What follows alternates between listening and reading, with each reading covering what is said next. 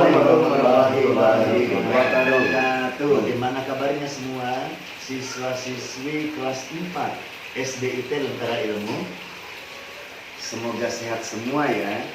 Walaupun saat ini masih pandemi COVID-19, tapi kita semua tetap semangat ya. Jaga kesehatan dengan cuci tangan, pakai masker, makan makanan yang bergizi.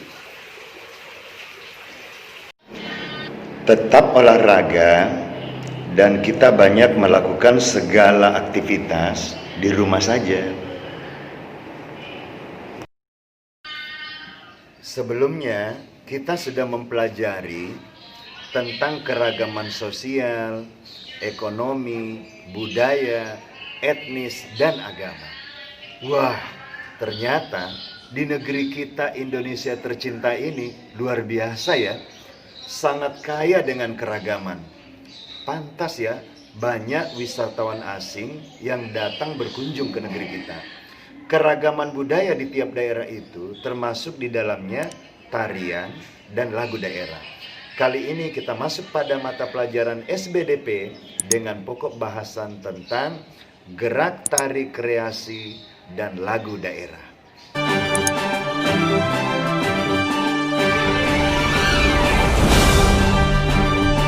Kita mulai dari tari ya. Kita mengenal tari Nusantara. Apa sih arti dari tari Nusantara itu? Nih artinya. Tari Nusantara adalah tari yang hidup dan berkembang di seluruh wilayah Nusantara. Tari Nusantara identik dengan tari tradisional. Di dalam tari Nusantara terdapat berbagai unsur tari. Apakah unsur tari itu? Pertama adalah gerak, busana, tata rias, iringan, tempat pertunjukan, dan properti tari. Meskipun setiap unsur berbeda, tetapi semuanya merupakan satu kesatuan dalam sebuah karya tari. Setiap unsur mendukung penampilan suatu karya tari. Dengan demikian, pesan yang ingin disampaikan si pencipta dapat diterima dengan mudah oleh penonton karya tari tersebut. Mari kita pelajari setiap unsur di dalam tari.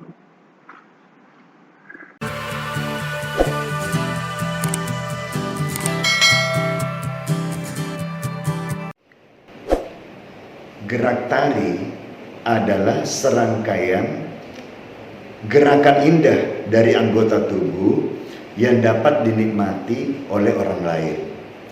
Gerak tari diperagakan berdasarkan ruang, waktu, dan tenaga. Gerak tari Nusantara sangat beragam. Gerak tari dari suatu daerah berbeda dengan daerah lain. Perhatikan contoh gerak tari berikut. Ini adalah gerak tari dari daerah Kalimantan. Yang ini adalah gerak tari dari daerah Bali. Yang ini adalah gerak tari dari daerah DKI Jakarta. Nah, itu tadi unsur tari yang pertama, yaitu gerak.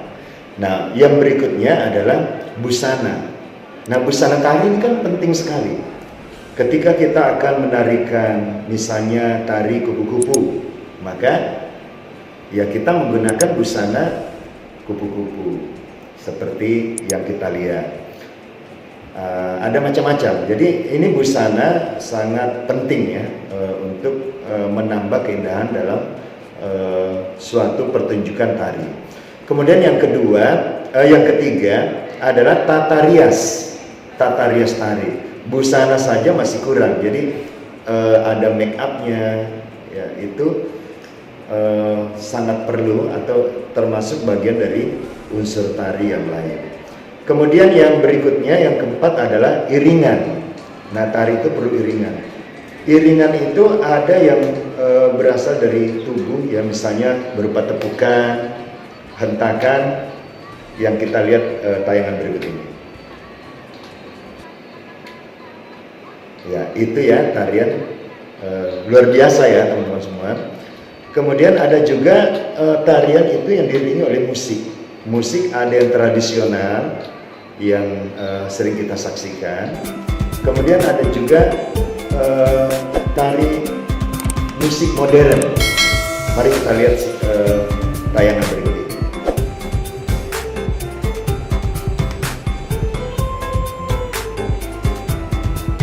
Ya, itu tadi contoh tarian dengan musik yang modern. Nah, unsur yang berikutnya adalah tempat pertunjukan tari.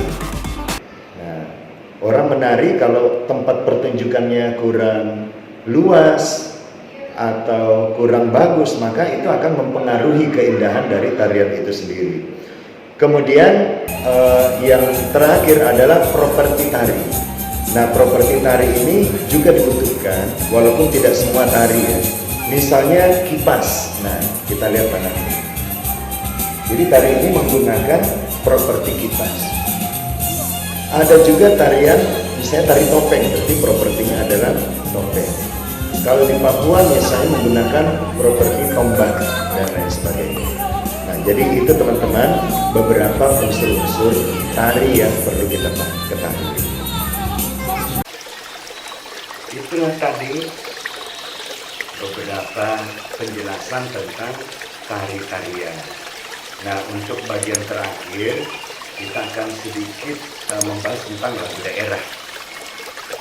Apa itu lagu daerah? Tentunya kamu semua tahu apa itu lagu daerah. Namun secara detailnya pengertian lagu daerah itu ialah sebuah lagu yang berasal dari daerah tertentu dan menjadi populer karena dinyanyikan baik oleh rakyat daerah tersebut maupun rakyat yang lainnya. Lagu daerah sendiri sangat sederhana dengan menggunakan bahasa daerah atau bahasa setempat. Tema yang diangkat dalam lagu daerah biasanya bertemakan tentang kehidupan sehari-hari. Hal ini supaya mudah untuk dipahami dan diterima dalam berbagai kegiatan rakyat.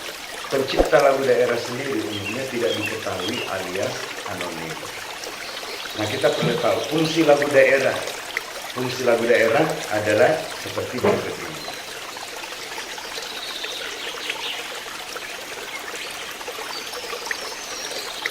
Nah, ciri-ciri lagu daerah.